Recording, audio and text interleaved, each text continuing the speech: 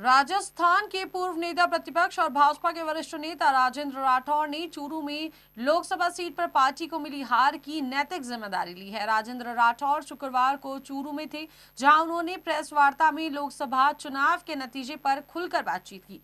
राजस्थान के चूरू लोकसभा सीट पर भाजपा को हार का सामना करना पड़ा था। यहां से पार्टी ने 2 बार से सांसद रहे राहुल कस्वा का टिकट काटकर पैरा एथलीट देवेंद्र झाझड़िया को चुनावी मैदान में उतारा था। तो टिकट काटे जाने के बाद राहुल कस्वा कांग्रेस में शामिल हो गए और उन्होंने लोकसभा चुनाव में जीत हासिल की। और चूरू के नतीजे पर राजस्थान की राजनीति काफी दिनों से चर्चा में भी थी।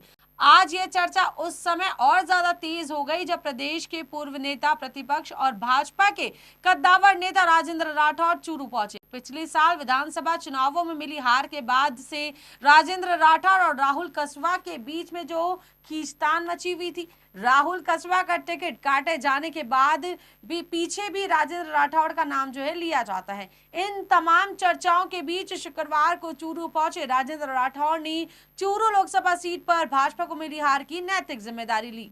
दरअसल पूर्व नेता प्रतिपक्ष राजेंद्र राठौड़ ने अपने निवास स्थान पर प्रेस वार्ता आयोजित की और प्रेस वार्ता में चूरू लोकसभा प्रत्याशी देवेंद्र झाझड़िया, जो विधायक हरलाल सारण सिंह भाजपा नेता वहां पर मौजूद थे, उनकी मौजूदगी में उन्होंने प्रेस वार्ता की। और प्रेस वार्ता को संबोधित करते हुए नेता प्रतिपक्ष राजेंद्र राठौड़ ने हाल ही में चूरू से सांसद बने राहुल कस्वा पर जमकर कटाक्ष किया।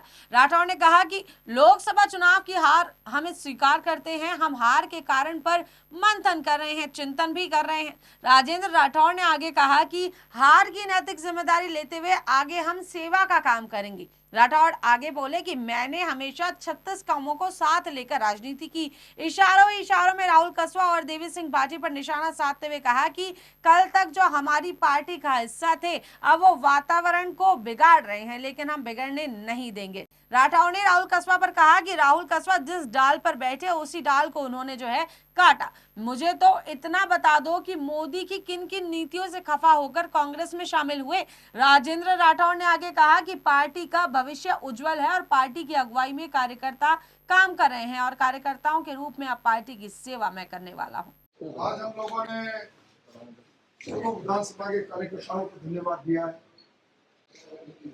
लोकसभा के चुनाव की हार को जन आदेश को हम जिम्मेदारी कर रहे हैं।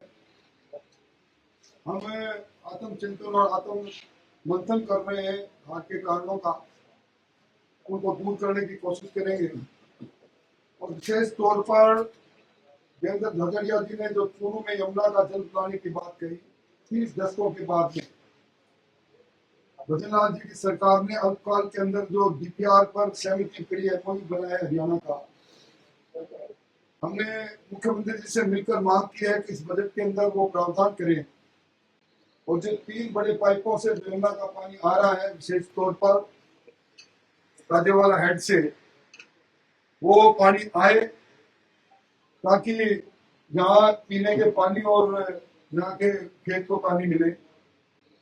दूसरा, चूरू के अंदर हमने घूम घूम कर कहा था कि चूरू शहर के अंदर चूरू के विकास के लिए हम 100 करोड़ की एक योजना लेकर आएंगे।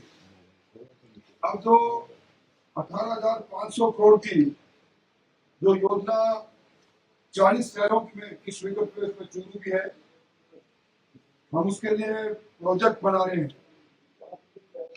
चूरू के मनोरंजन क्लब को भी विकसित करेंगे और चूरू में जो वंचित वार्ड है उनमें सीवरेज और ड्रेनेज से लेकर सड़क का काम करेंगे।